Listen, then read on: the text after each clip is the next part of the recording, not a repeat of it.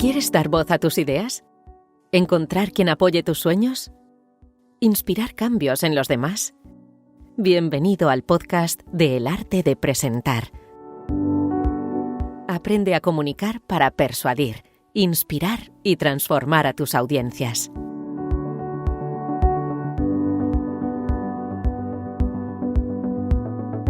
Hola, ¿qué tal? Te doy la bienvenida a un nuevo episodio de El Arte de Presentar, el podcast en el que aprenderás cómo mejorar tus presentaciones, cómo comunicar con mayor influencia y cómo superar esos nervios, ese miedo a hablar en público. Últimamente se nos recomienda mucho que no tenemos que dar datos en nuestras presentaciones, tenemos que contar historias. Es más, toda nuestra presentación tiene que ser una historia.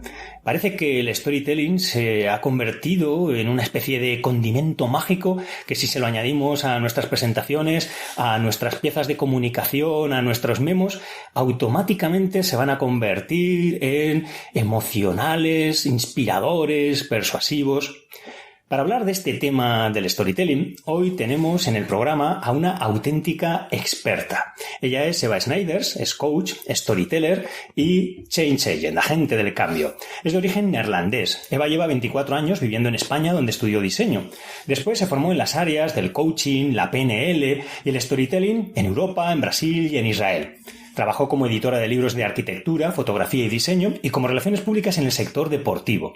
En 2007 decidió combinar su experiencia profesional con su pasión por las historias para fundar la primera empresa en el mundo hispanoparlante dedicada exclusivamente al storytelling. En la actualidad es consultora en comunicación, conferenciante internacional, profesora asociada en varias universidades europeas, mentora de Wayra, de Startup Bootcamp, de Internet of Things y Fundación Everest, embajadora del Storytelling Center de Amsterdam y miembro del comité ejecutivo del World Communication Forum en Davos. Muy buenas, Eva, ¿qué tal? Muy buenas, Gonzalo, ¿cómo estás? Muchas gracias por venir a este programa para acceder a grabar esta conversación sobre el storytelling, que seguro que va a aportar montones de ideas y de pautas a todos nuestros oyentes. Muchas gracias por invitarme, Gonzalo. El storytelling es, por supuesto, el arte de contar historias, pero es mucho más que eso, ¿verdad, Eva? ¿Qué es para ti storytelling? Bueno, yo suelo usar una definición mía que me es mucho más útil para trabajar, porque cuando hablamos de contar historias o de contar cuentos, nos limitamos mucho, nos limitamos a esta idea de contar historias a los niños, del mundo de la ficción, del mundo del entretenimiento, y por supuesto contar historias tiene mucho más que eso. Me gusta usar la definición de storytelling es la disciplina que da sentido a nuestra vida, que da sentido a las cosas que nos pasan. ¡Qué profundo! Suena muy profundo, pero es que es necesario llamarlo así, porque si no, solo vemos una pequeña parte de lo que es contar historias. Cada vez que tú te sientes con tu hijo, que yo me siento con una amiga en una cafetería, que me encuentro con un compañero de trabajo por el pasillo y nos contamos, oye, ¿sabes lo que me pasó ayer?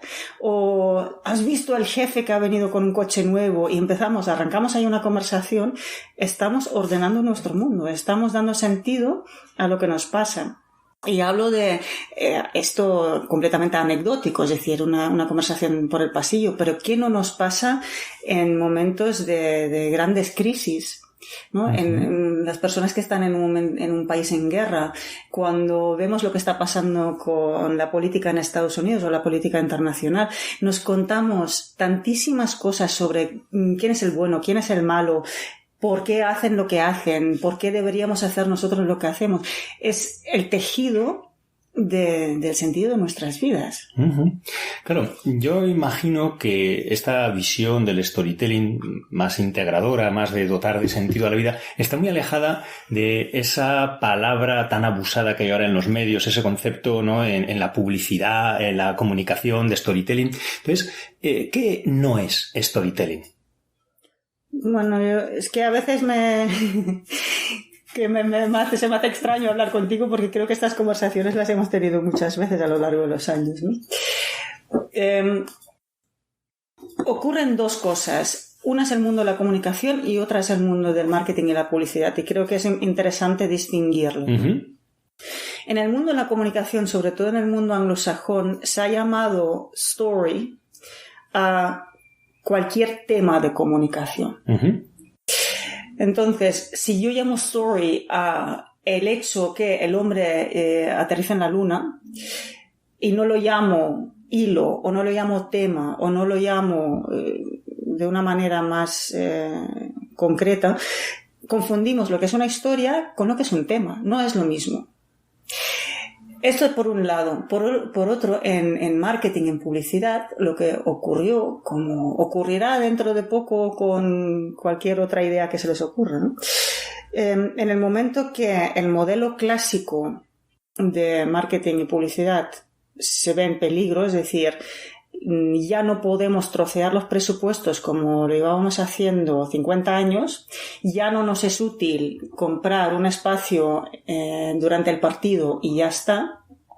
Tenemos que ver cómo llegamos a este público que en los últimos años se ha fragmentado tantísimo y se ha dispersado por tantísimos canales y plataformas.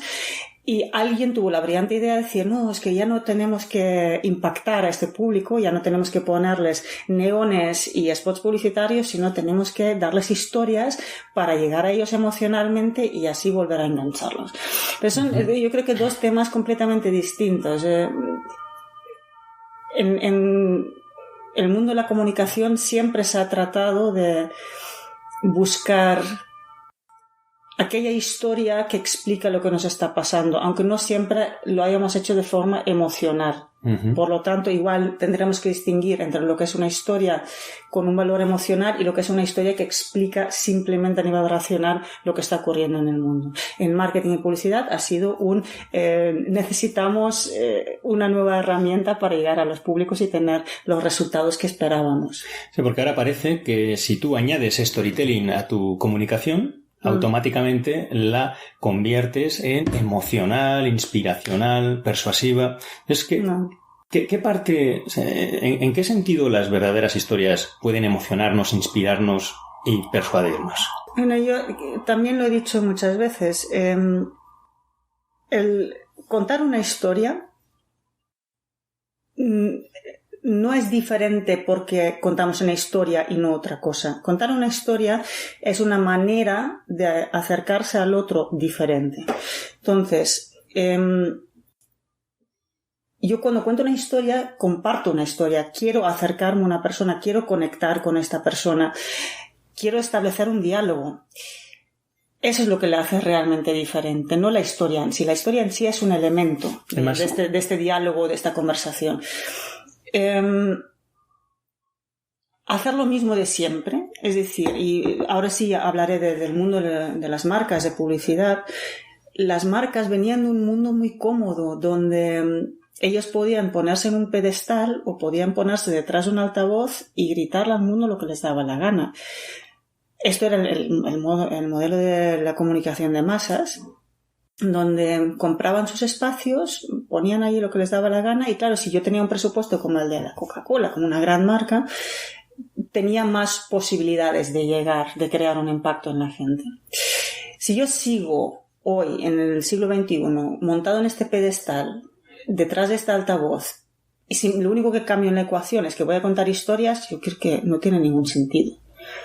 Y además, si lo llevamos a un ejemplo más cercano, más de tú a tú, si yo tengo una relación con mi jefe muy jerárquica, es decir, el jefe es el que manda porque es el jefe, como era en el siglo pasado, por mucho que de pronto el jefe llegue a las reuniones y empiece a contar historias, yo no me lo voy a creer, no me voy a emocionar, no voy a tener otra relación con él. O sea, es que es solamente una pequeña parte de la ecuación. Si él no me escucha, si él no me deja hablar, si yo no tengo sensación de tener libertad, potestad, poder de decisión, me da exactamente igual que me cuenta. Esa es la diferencia. Acabas de decir una palabra importante porque cuando imaginamos storytelling, sobre todo en lo que pensamos es en contar una comunicación unidireccional en la que yo hablo y el público escucha. Claro. En el storytelling, ¿qué papel juega la escucha también del que cuenta? La escucha es primordial. Cualquier narrador oral, que no nos tenemos que olvidar que el arte de contar historias viene de la tradición oral. Uh-huh. Que luego podamos tener todas las técnicas y tecnologías que nos da el mundo moderno, pero viene de la tradición oral. Cualquier narrador oral te puede decir que su trabajo es un diálogo, es una conversación con el público. Un narrador tiene intención de contar una historia, tiene una idea en la cabeza, empieza a contar, pero adapta la historia según lo que le devuelve el público. Uh-huh. Está pendiente continuamente de expresiones faciales, de ruidos, de lo que ocurre en la sala, lo que ocurre con su público, y allí puede añadir detalle a la historia, quitar detalle, puede ralentizar, puede acelerar. Todo es en función de cómo reacciona el público. Realmente la historia, nosotros los narradores ponemos las palabras, pero la historia ocurre en la cabeza del público, como dicen en inglés, ¿no? En your mind's eye, tú te la imaginas. El narrador solamente pone esta parte para que te la puedas imaginar. Entonces siempre es interactiva. No es un monólogo, no es un yo soy el narrador, la historia es mía. La historia está en esta conexión con el público. Ahora, cuando se habla de storytelling, sobre todo en el mundo de la comunicación, parece que es imprescindible mencionar a Joseph Campbell, al famoso viaje del héroe. ¿Qué influencia crees tú que ha tenido Campbell en la interpretación que hacemos hoy en día de cómo deben ser las historias? Yo creo que a veces le he pensado, pobre Campbell, se levantaba la cabeza. Si leyera todo lo que ponen en su boca y cómo le interpretan y malinterpretan, yo creo que se entristecería. Campbell, como trabajó con George Lucas en la saga de Star Wars, allí yo creo que se hizo accesible al gran público. Es decir, al participar en un proyecto tan comercial, tan para el gran público, pues, la gente empezó a interesarse por su trabajo más que porque era un académico, es decir, que ¿quién leía Campbell? Si tú te acercas a los libros de Campbell te das cuenta que son académicos, y hay, además por eso digo que yo creo que se entristecería, porque hay el trabajo de toda una vida en sus libros. No es un señor que un día escribió un post o 20 posts, es un señor que dedicó su vida a las historias.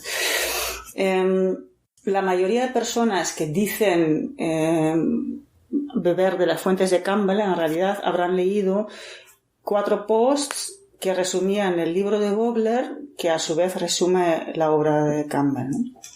Yo creo que Campbell es una persona que como no le hemos leído de pe a pa, y lo hemos leído con esta intención de sacar algo útil, que es lo que ocurre, ¿no? Cuando lees un libro solamente para subrayar y sacar algo útil, te pierdes muchas cosas. Por un lado, se habla mucho del viaje del héroe cuando Campbell mismo detectó, y ahora no voy a recordar el número, pero detectó muchísimos más tipos de historia. Lo que ocurre es que vio su trabajo de investigación tan complejo que decidió profundizar en el viaje del héroe. Podría haber profundizado en la historia de la cosmogénesis, pero él mismo tomó la decisión de que era más inteligente, más interesante dedicarse a este tipo de historia y no a otros que podría haberlo hecho. Entonces, hay que entender que el viaje del héroe es un tipo de historia que es verdad que está presente en muchas culturas y desde ese punto de vista es súper interesante, pero no todas las historias siguen las pautas del viaje del héroe. Y estos posts que leo de que hay que tomar el modelo del viaje del héroe y aplicarlo a tus presentaciones, y aplicarlo a tu escritura, es que no lo entiendo, porque es solamente una manera, ¿no? Además, Campbell no habla solamente de la estructura de las historias, sino Campbell era antropólogo, hablaba de antropología, hablaba de precisamente cómo los seres humanos damos sentido a nuestras vidas y no solamente a través de la palabra lo hacíamos, ¿no? Él habla mucho de los rituales. Entonces el viaje del héroe también es un ciclo de rituales de paso que para las personas en una tribu, en una comunidad, que pasan de un momento vital a otro. Entonces, a veces me da pena que nos olvidemos de eso, ¿no? Que no es solamente una estructura, ostras, si das estos pasos, como es verdad que la historia es más reconocible porque todos sabemos cómo es el viaje del héroe intuitivamente, y funciona, pero realmente esto mejora la historia, realmente llegamos a más gente, realmente profundizamos más, conectamos más. Yo no lo creo. Estamos haciendo el mundo al revés, ¿no? Me parece súper interesante tomar una película y decir, ostras, esto también tiene elementos del viaje del héroe, como que puede tener muchas otras cosas que no estamos viendo porque nos emperramos en que todo tiene que ser el viaje del héroe.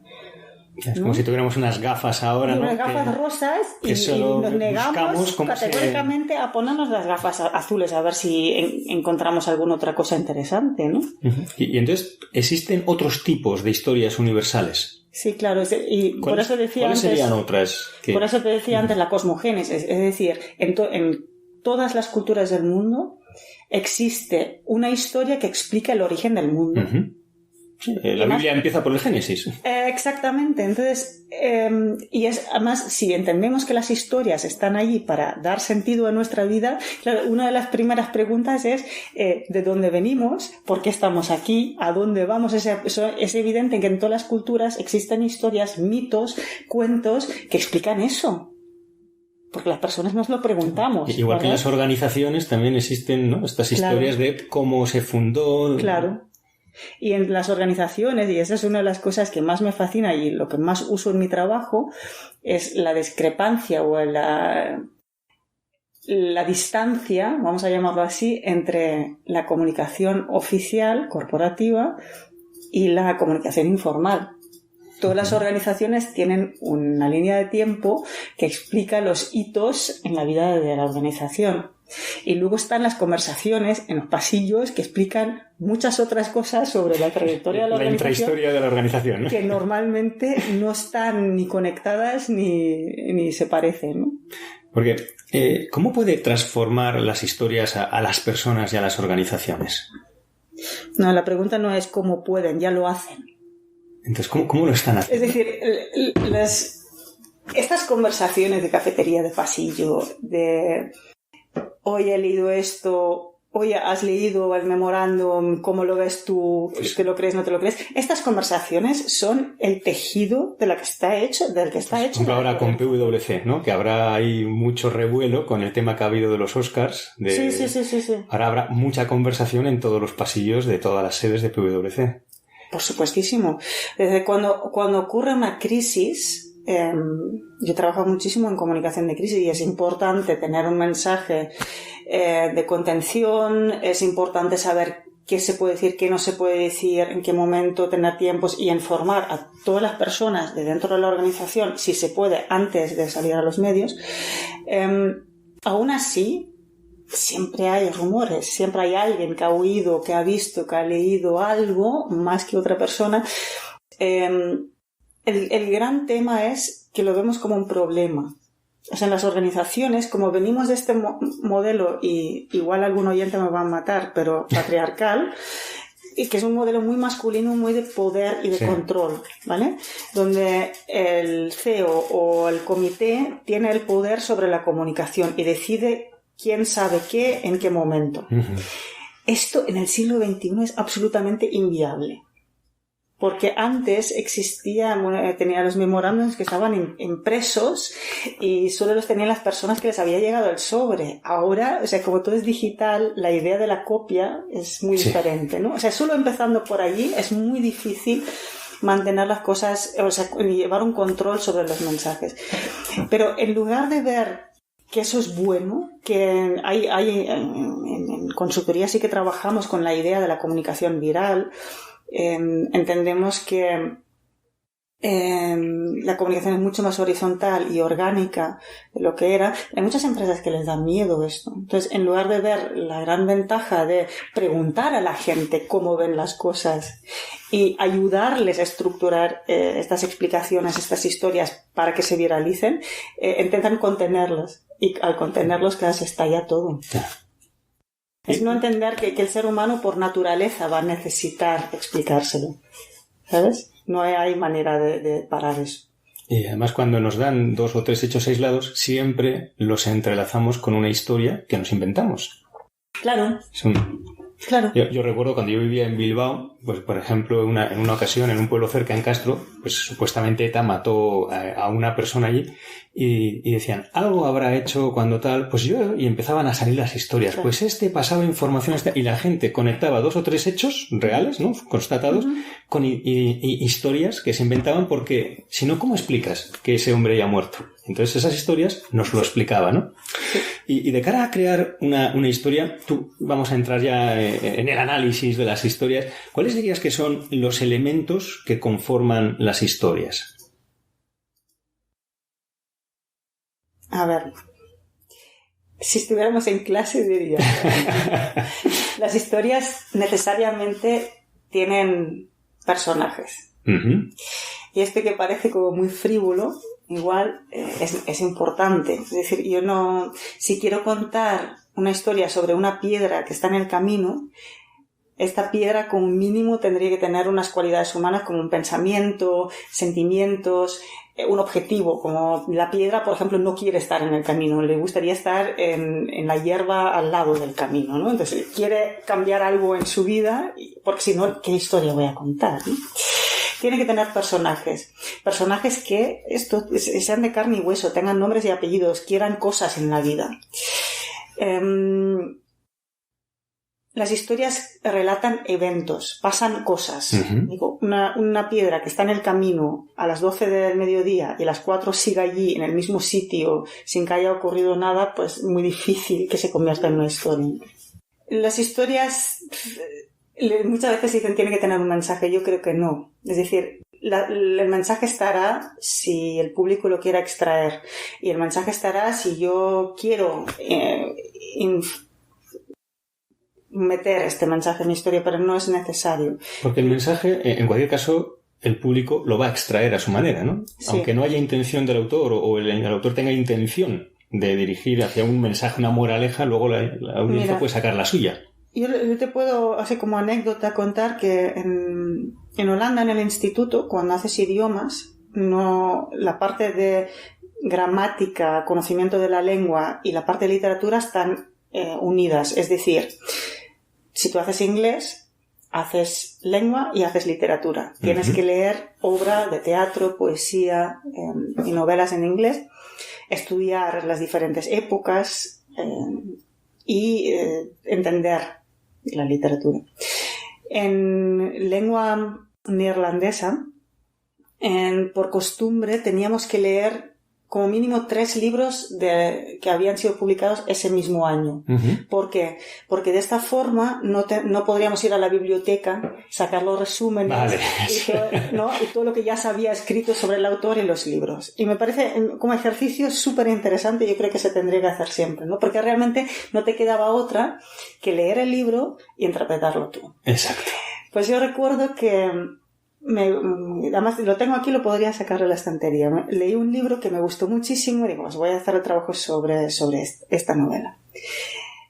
Y escribí un trabajo que me puntuaron muy bien y decidí, una cosa que supongo que de familia, porque mis padres también lo hacían, decidí escribir al autor. Para decir que me había gustado mucho su libro, que había hecho un trabajo sobre él y que me habían puesto muy buena nota, pero me había quedado una pregunta que no estaba segura sobre uno de los motivos del libro. Es decir, el leitmotiv lo había entendido, pero uno de los motivos no. Y le escribí. Y le expliqué un poco la tesis de mi trabajo. Yo tenía 16 años. 16, qué bueno. Y el señor me contestó. Me contestó, pero lo más interesante de su respuesta no fue que me contestara a mi pregunta. Me confesó que al leer toda mi interpretación de su novela se había quedado ojiplática. Dice, porque yo, al escribir el libro, no estaba pensando en el tema es tal, entonces lo voy a estructurar, y estos son los subtemas, y estos son los motivos y los leitmotivs. Dice, es algo como que descubres cuando ya has escrito el texto. Uh-huh. Y esto, yo no entendí nada, ¿no? Porque yo pensé, claro, si yo lo he analizado todo y he llegado a esta conclusión es porque él lo ha puesto allí. Y no. Y esta es una de las cosas que yo creo que para tus oyentes, para las personas que quieren pensar sobre el tema de presentaciones y quieren mejorar sus presentaciones o su comunicación en general, es súper interesante. Sí es verdad que no es lo mismo escribir una novela que una presentación, uh-huh. ¿vale? pero hay algo en el proceso creativo que tiene que ver con ese no control. Cuando alguien escribe ficción, poesía, algo que no es un informe para tu jefe, escribe con otra parte del cerebro. O sea, escribimos desde otro sitio que no cuando estructuramos un informe, una presentación PowerPoint. Saber eso puede ser muy útil para darnos un espacio para escribir de otra manera. Es decir, una cosa es redactar y otra cosa es escribir. Son dos acciones completamente distintas con una energía y una intención y una manera de estar completamente distinta. Redactar para ti es la parte formal, digamos, más... Bueno, redactar puede ser que tú necesitas un documento con 10 ideas para una presentación. Uh-huh. O tu jefe te pide que le pongas al día de la marcha de un proyecto. Uh-huh. O que le hagas un borrador de la estrategia para los próximos 3 años. Todo esto es redactar. Uh-huh. Eso es un trabajo como muy racional, muy estructural, que lo haces de una manera... Incluso yo creo que si te observas puedes darte cuenta que físicamente estás de otra manera, ¿no? Tienes otra postura corporal, tienes la tensión muscular está diferente que cuando escribes. Cuando escribes, tú puedes escribir como en ese flujo, ¿no? En el estado de flow, ese. En el estado de flow. Famoso. Y dejar un poco y además es súper necesario dejar de lado el pensamiento crítico. ¿Sabes? Uh-huh. Es una actividad de voy a jugar, voy a ver qué me sale. Entonces, todo este proceso de cuál es el motivo, cuál es el tema, tal, es un trabajo de redacción de edición, si quieres, que lo haces después. Primero escribes y luego, con mucho cariño, como si fuera el trabajo de tu hijo, ¿no? Lo observas y dices, ostras, esto es interesante y esto lo puedo mejorar y si el tema es este, pues puedo poner de relieve algunos detalles y tal. Pero son dos trabajos completamente distintos. Entonces, esta es la parte que no estamos viendo, ¿sabes? Que contar historias es un trabajo de artista, no es un trabajo de persona, de escribano. No sé si esta es la palabra, pero no es un trabajo técnico, no es un trabajo que responde a 4 reglas y 6 puntos. Sí, que no es analítico de ver, quiero producir este impacto emocional a la audiencia, para ello tengo que meter estos 3 puntos. No, es que no funciona así. Lo que sí puedes hacer es, una vez tengas la idea, una vez tengas un borrador, una vez tengas algo escrito de esa manera, es tomarlo y decir, bueno, para que funcione mejor voy a estructurarlo y voy a realzar, ¿no? Pero es un trabajo distinto. Uh-huh. Alguna vez lo he comparado en pintura con... que una cosa es que tú te pongas con los materiales, igual alguien te ayuda porque nunca has pintado al óleo y te dice, pues mira, primero tienes que preparar el lienzo así y los colores se mezclan de esta manera y si mueves la muñeca de esta manera pues te da más juego, lo que sea. Y otra cosa es comprarte un pack de pinta por números. Ya. ¿Sí? Y tratamos las historias como si fueran pinta por números. Es que no es así. Muy buena la metáfora. Pues se entiende, ¿no? Y claro que si es para pasar el rato, tú coloreas y tal, igual te queda una cosa divertida, pero no tiene nada que ver. Tiene nada que ver. Uh-huh. Así que nos decías que hay personajes que no tienen por qué ser personas, pueden ser animales, pueden ser objetos como una piedra. Sí. Teníamos también acción, ¿no? Eventos, pasan cosas. Pasan cosas, sí. Puede que haya una moraleja o no intencional por parte del autor, o si no se la daremos nosotros, ¿no? No, pero los mensajes, es decir, si extraemos lecciones de la vida, ¿cómo no vamos a extraerlos de una historia? Pasa que, bueno, que pueden ser muy variadas, ¿no? Yo por ejemplo, a veces en cursos, yo cuento un relato sufí muy breve. Uh-huh. Un derviche estaba sentado debajo de una palmera, un mono le lanzó un coco encima de la cabeza. Sí. El derviche partió el coco, se bebió el jugo, se comió la pulpa y uh-huh. con la cáscara se hizo una escudilla para comer. Uh-huh. Esa es la historia. Uh-huh. Y ahora cada uno la puede interpretar. Claro. Entonces, claro, hay gente que me dice, pues hay que sacar provecho de la adversidad, aunque te hagan daño tal. Y yo, por ejemplo, una interpretación que yo, en el contexto en el que yo la uso es, acepta la crítica porque de ella puedes aprender y sacar provecho, ¿no? Y para mí el coco es una crítica. Vale, pues Cada uno le da la interpretación que quiere, pero para mí eso es una de las extraordinarias riquezas que tienen las historias, que no están cerradas a una interpretación. No, además has dado un ejemplo muy acertado, porque esta historia, esas dos lecturas que tú das, los mismos sufís te dirían que esta solamente es la primera capa de la historia, que hay muchos más mensajes por debajo de esto, ¿no? Los sufís, como muchas escuelas esotéricas que hay en el mundo, sea la Cábala o otros, usan las historias para sus enseñanzas. Hay ejercicios maravillosos donde te pasas todo el día con un mismo cuento, quitando capitas de la cebolla o quitando la cáscara y el pulpo del coco si quieres, para descubrir más cosas, más mensajes, ¿no? Y siempre hay más. Exacto, y además en cada situación o en cada momento de tu vida, a mí por ejemplo me ha pasado con la lectura de Juan Salvador Gaviota. Sí. ¿Te suena? Bueno, en castellano, es que a veces los libros traducidos al castellano. Y yo lo he leído como 3-4 veces a lo largo de mi vida, en etapas separadas 5-8 años, y cada vez te dice cosas distintas el libro. O sea, son libros diferentes. Sí. Y fíjate que la historia en sí, no, es bastante sencilla, no es una historia compleja, pero por otro lado no es el viaje del héroe, no sigue las pautas del viaje del héroe, ni aquella idea de tiene que tener 3 partes, ¿no? Es el principio, el nudo y el desenlace. Es otra cosa. Porque hablando de cosas que tienen que tener otra persona que ahora en el mundo de la empresa ha subido como la espuma ese Robert McKee, famoso. Bueno, en España ha subido ahora, en Estados Unidos subió hace 30 años. Bien, pero desde luego, de entre todos los guionistas, en España, en el mundo de la comunicación, de presentaciones, se habla más de Robert McKee que, por ejemplo, de David Mamet, ¿no? Que para mí no es comparable, pero bueno, es Robert McKee. Me gustaría puntualizar, ¿has llamado a Robert McKee guionista? Según su perfil de IMDb, lo único que ha hecho en su vida en el mundo del cine ha sido actuar como script doctor de 2 películas de Barbie para Mattel. Si quieres llamarlo guionista... Sí, no, bueno, él tiene el libro del guión. Él es escritor. No sé si guionista, él es escritor. David Mamet, sino ese sí es un gran guionista. Y una de las frases que dice McKee es que el conflicto es a la narración de las historias lo que el sonido es a la música. ¿Para ti, Eva, puede haber historias sin conflicto? Fíjate que el señor de Robert McKee, que no es voto... No es santo de tu devoción, eso ha quedado claro. Pero debe saber muy poco de música, porque la metáfora no funciona. Si observáramos las fugas de Bach, podríamos descubrir que hay elementos de la música, de la estructura musical, que se parecen a conflictos que se puedan resolver. Pero el sonido, o sea, ¿qué tiene que ver el sonido con el conflicto? ¿No? Lo que querrá decir es que no existe una historia sin conflicto, y con eso tampoco estoy de acuerdo. Si bien las historias, sobre todo en Occidente y en general, suelen hablar de cambio, es decir,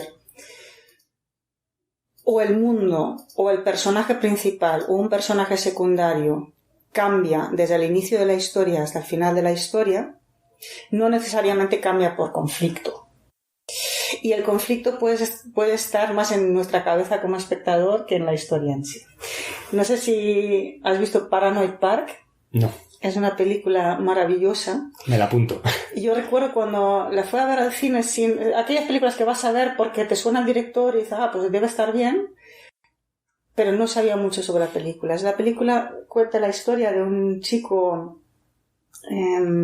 que hace skateboard y sus amigos que por cosas del destino se ven involucrados en la muerte de una persona en las vías del tren. No contaré cómo sigue la historia, pero yo recuerdo salir del cine enfadada, no, lo siguiente, estaba lívida. Me parecía indecente lo que había hecho el director con la película, pero no entendía por qué. O sea, me tardé como una semana en entender por qué. Porque la historia no cuenta cómo cazan al culpable y cómo castigan al culpable, sino simplemente relata cómo estos adolescentes protagonistas, este protagonista y sus amigos, pasan los días después de lo que ocurre. Ujú. Y de qué hablan, y qué cosas escriben en su diario, y qué cosas van haciendo, pero no hay, ¿cómo se dice ahora? Atonement, en español ahora no me saben la palabra. ¿Cómo en inglés? Atonement, como que como no se castiga a nadie, vale, ni nadie pide perdón, ni se queda todo sin resolver, ¿no? Pero la historia no habla de un conflicto en sí. Habla del paso de los días y tú estás en conflicto. Porque tú estás esperando que a ver si... captura al asesino, ¿no? Tal. Pero esto pasa. Entonces, lo mismo que aquí, como nos miramos tanto el ombligo y creemos que esto, un señor gurú nos dice que las cosas son de una manera, pues si nos detuviéramos y nos dedicáramos a leer historias africanas, asiáticas, de aborígenes australianas, o sea, nos daríamos cuenta que hay muchas maneras de contar una historia que no necesariamente pasan por el conflicto. Las historias japonesas yuxtaponen escenas que en sí no tienen ni que ver entre ellas sin que haya un conflicto. O sea, el manga, por ejemplo, tiene historias que no hay ningún conflicto, simplemente relatan cosas que ocurren, muchos se quedan sin resolver y no pasa nada, ¿sabes? Claro, pero a nosotros se nos hace como insoportable, ¿no? No se hace insoportable. Igual al principio es extraño, pero cuando una historia es buena y nos atrapa, igual no nos damos cuenta hasta un mes más tarde de que no tenía conflicto. O sea, no. O sea, es útil para las empresas también pensar que las historias hablan de cambio. Es útil, digamos, para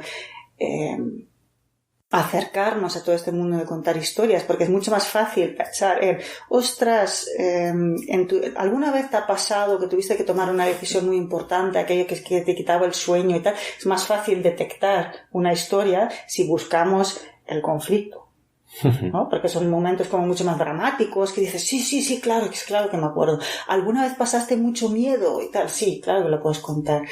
Es mucho más difícil contar una historia sobre un año de tu vida en el que no pasó nada, por ejemplo.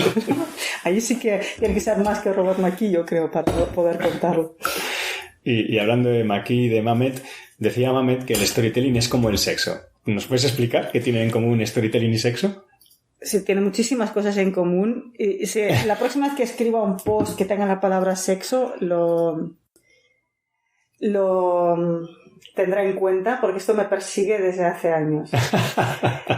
No, David Mamet dice dos cosas. No dice solamente que el storytelling es como sexo. Él dice que todos lo practicamos, solo que algunos somos mejores que otros. Como amantes en este caso, ¿no? En su caso como guionista. David Mamet, que sí es guionista y lleva toda la vida trabajando como guionista, aunque igual no haya escrito, no sé, éxitos comerciales, pero sí que tiene mucho oficio, entonces yo creo que hay que hacerle caso, ¿no? Me gusta, al margen de que me hace mucha gracia la cita, tiene que ver con lo que hablábamos al principio. Contar historias es un encuentro entre personas. No es yo estoy en mi casa haciéndome pajas. Mira, nunca mejor dicho. Es un encuentro entre personas. Es un baile donde cada uno pone de su parte. Y quizás la parte que más me gusta, y es también por lo que estamos hablando, es que por mucho que tú te compres un manual sobre cómo hacer el amor, hasta que no te pongas, no hay mucho que hacer, ¿no? Aquí con las historias pasa lo mismo. Por mucho que te digan que hay que seguir el camino del A a la Z, probablemente cuando estés haciendo te das cuenta que no es del todo así, o tienes que improvisar. Entonces todo esto tiene mucho que ver. Es un proceso, no es una cosa. O sea, esa gente que dice, tenemos que hacer un storytelling. O sea, no sé de dónde lo sacan, gramaticalmente no es correcto, pero además quita toda la idea de lo que estamos haciendo. Eso es un proceso, es nos encontramos, allí pasan cosas. No es te voy a hacer una cajita y lo ponemos un lazo y ya lo tenemos hecho. No funciona así. Porque eso hay empresas que contratan a storytellers, ¿no? Entonces, ¿se puede externalizar el storytelling dentro de tu organización para contar tu propia historia? Sí y no. Evidentemente, para dar forma a un relato, necesitas a alguien que sea bueno dando forma al relato. Eso es una parte. O sea, ahí es donde sí. Es decir, pero hay varios, si es difícil solo de viva voce explicar el proceso, pero tenemos que entender que contar historias no es solamente contar. Es escuchar, es hacer las preguntas adecuadas, hacer más preguntas muchas veces de las que nos hacemos por cortesía, porque muchas veces lo que llamamos historia solamente es una anécdota, es un inicio, una semilla de una historia, y hay que tratarlo con mucho cariño y hacer preguntas para que surja la historia, ¿no? En todo su detalle. O sea, hay que saber escuchar, hay que saber hacer preguntas, hay que entender, o sea, tener esta mirada de qué vale la pena, qué historias valen la pena contar y qué partes de ellas. Y eso también es fácil de entender si cogemos un símil de algo más visual. Hoy en día todos tenemos cámaras en el móvil y todos tenemos Facebook, Instagram, Twitter, miles de aplicaciones, ¿no? Por mucho que tengas la cámara y 30 apps de filtros y demás, hay algo que es la mirada del fotógrafo, que yo no creo que sea solo talento. Hay una parte que es talento y hay una parte que es el ejercicio. Si yo cada día hago fotos, observo el mundo, me pregunto, me voy ejercitando, seré mejor fotógrafa. Pero no todo el mundo hace buenas fotos, por mucho que tengamos la tecnología a mano. Entonces hay que saber escuchar, preguntar, hay que entender qué vale la pena y de qué manera contar la historia, porque a veces tenemos que cambiar el protagonista de la historia, o cambiar el narrador, o cambiar el tiempo. Hay historias que impactan mucho más si las contamos en presente que si las contamos en pasado, por ejemplo, pero todo esto tiene que ver con intuición y tiene que ver con oficio, ¿no? De cómo luce mejor. Evidentemente hay que saber de los andamios, hay que saber estructurar las cosas, es otro trabajo, ¿no? Cuando tú haces un libro, es muy buena idea que otra persona haga las correcciones, porque lo mira desde la distancia, porque simplemente pone la mirada en mejorar el lenguaje, en quitar lo que sobra, que para ti, que lo has escrito, es mucho más difícil. Es como matar a tus hijos. Exacto. Entonces, se puede hacer uno, pero hay que como mentalizarse que ahora hay que ponerse el gorro de editor o hay que ponerse el gorro de corrector y hacer simplemente esto, ¿no? Y matar a las novias, como dicen los guionistas. Los darlings, ¿no? Sí, kill your darlings. Luego hay que contar la historia, sí. Y luego, para contar la historia también necesitas a alguien que entienda el impacto que tiene en las organizaciones, sobre todo en las organizaciones, ¿no? Que de alguna manera escucha qué ocurre cuando se comparte esta historia y cierra el círculo. Porque cuando compartimos una historia damos una invitación a otras personas a compartir las suyas. Entonces hay que cerrar el círculo. Entonces no siempre lo puede hacer toda la misma persona o el mismo equipo de personas. Hay partes del trabajo que se puede hacer dentro de la organización y partes que no. Todo tiene ventajas y desventajas. Cuando es como tiene que ver, es similar al trabajo del coaching. A veces está muy bien que tu jefe te haga de mentor o de coach y a veces es mucho mejor que lo haga una persona externa. Tiene que ver con los grados de confianza, tiene que ver con las relaciones de poder y de dependencia que hay. Es relativo. Sí se puede externalizar y se puede externalizar todo, pero tiene que haber implicación por parte de la organización. No funciona, no suele funcionar cuando un director de comunicación o un director de marketing decide que quiere hacer el relato, envía briefing a la agencia y que la agencia lo haga. O sea, tiene que haber una implicación, tiene que haber diálogo entre el equipo que elabora las historias y gente de la empresa. Porque tú dirías que somos todos storytellers. Sí, si seguimos con el símil del sexo, evidentemente sí lo somos. Pero claro, luego se puede ser mejor o peor storyteller si seguimos con el símil del sexo. Claro. De hecho, es que todos contamos, o sea, los niños a partir de unos 4 o 5 años empiezan a contar historias. Lo hacemos incluso sin querer.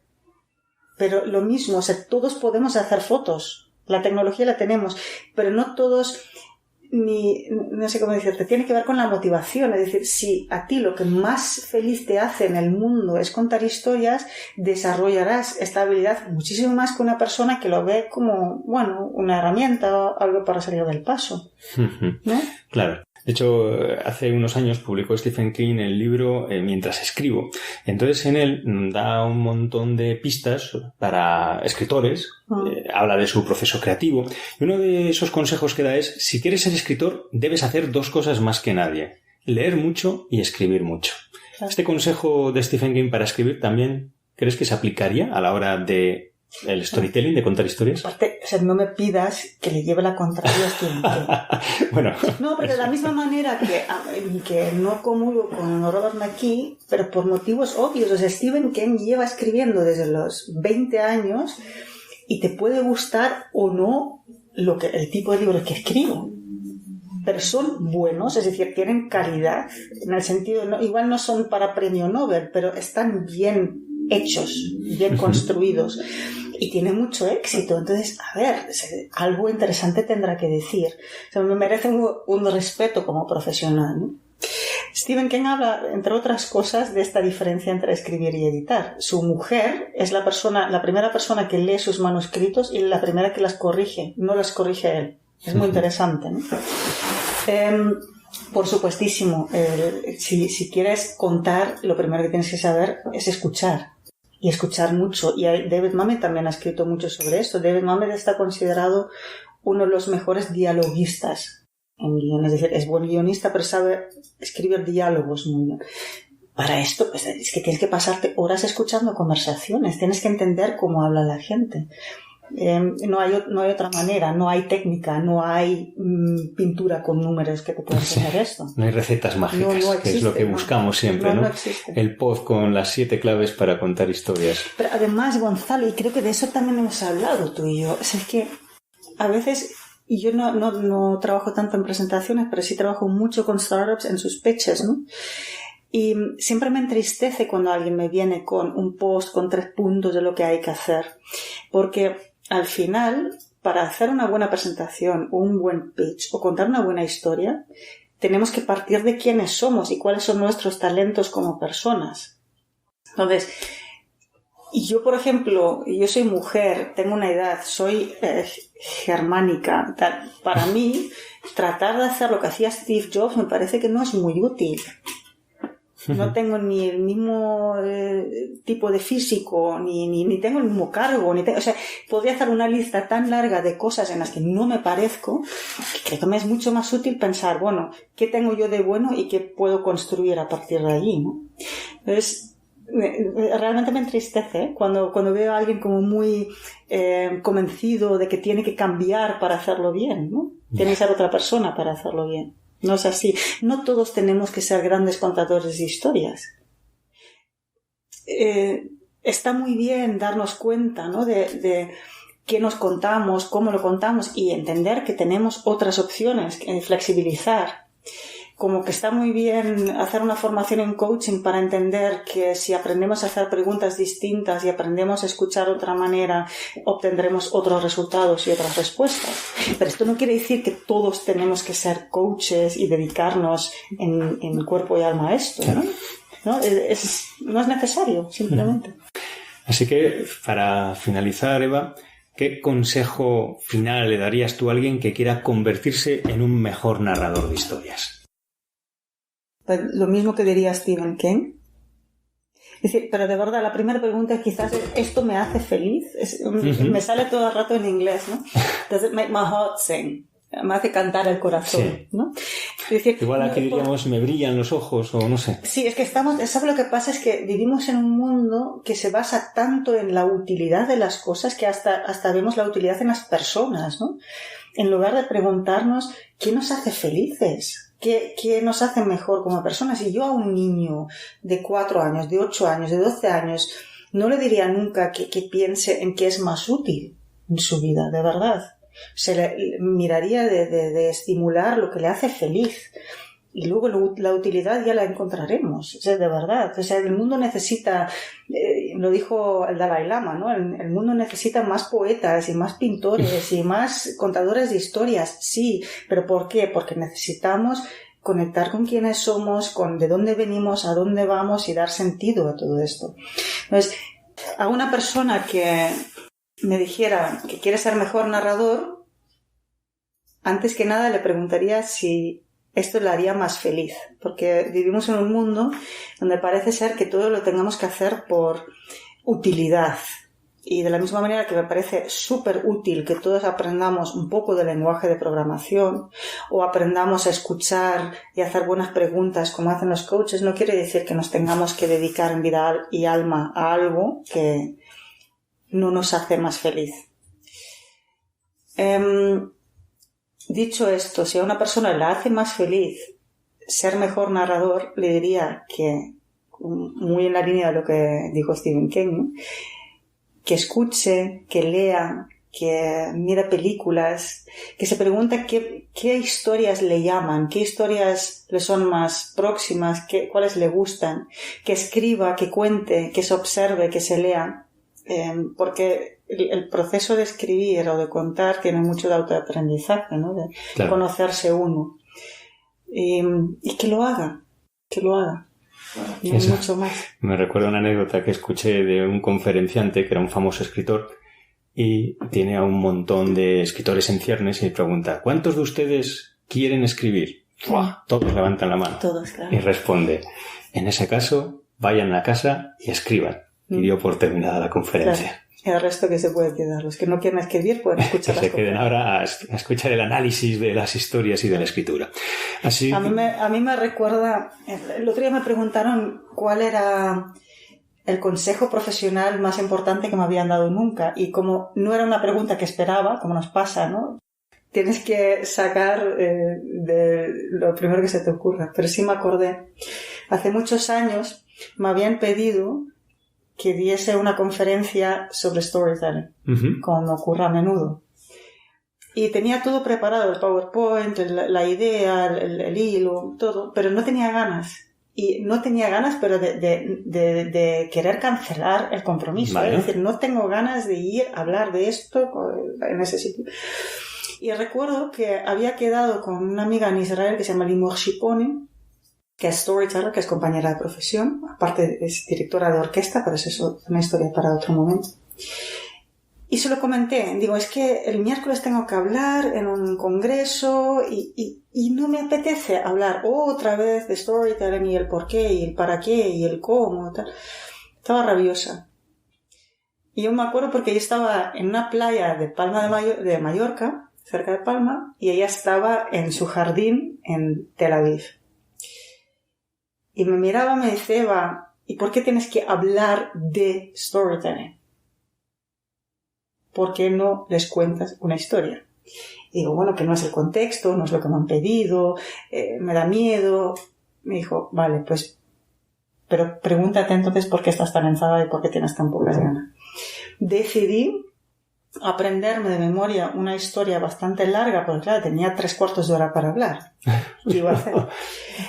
Eso de domingo a miércoles, y cuando llegué al auditorio, subí al escenario, recuerdo que la presidenta y la directiva del congreso estaban en primera fila, ¿no? Sí, asientos reservados. Les saludé, les dije, sé que me han pedido que hablara de storytelling, sé que en el programa de hoy pone que voy a dar una charla sobre storytelling, pero desde el domingo hasta aquí he cambiado de opinión, y más que hablar de cómo contar historias y de la importancia, y más que predicar, os voy a contar una historia. Y es lo que hice. Fue para mí una revelación, porque en un contexto así de auditorio, de personas que vienen allí para mejorar cosas de su profesión, varias personas lloraron. Hombres con trajes grises y corbatas que venían ahí a tomar notas en sus BlackBerry. Me di cuenta de la tremenda responsabilidad que tienes al contar una historia. Por eso también me has visto muchas veces enfadarme cuando alguien dice, es que hay que emocionar a la gente. ¿Con qué derecho? Pregúntate qué derecho tienes de emocionar a alguien antes de hacerlo, ¿no? Entonces, sí, si alguien quiere ser mejor narrador, que se tire a la piscina. No hay otra. Muchas gracias, Eva. Nos quedamos con esas últimas reflexiones. Pregúntate, en primer lugar, si te hace feliz contar historias, si te brillan los ojos mientras lo haces o si solo lo buscas como una herramienta más en tu kit del comunicador para emocionar a tus audiencias. Y a ti, querido oyente, te deseo también que prosperes en el futuro con tus historias gracias a las recomendaciones, los consejos que nos ha regalado Eva a lo largo de esta conversación. Y si quieres profundizar en otros aspectos de las presentaciones, recuerda que puedes pasarte por nuestro blog www.elartedepresentar.com, donde encontrarás otras muchas herramientas que te resultarán útiles para esas presentaciones. Nos vemos en el próximo programa. Gracias por haber compartido este tiempo con nosotros. Te invitamos a que sigas descubriendo nuevas formas de inspirar a los demás de la mano de grandes comunicadores aquí, en el podcast de El Arte de Presentar. ¡Hasta pronto!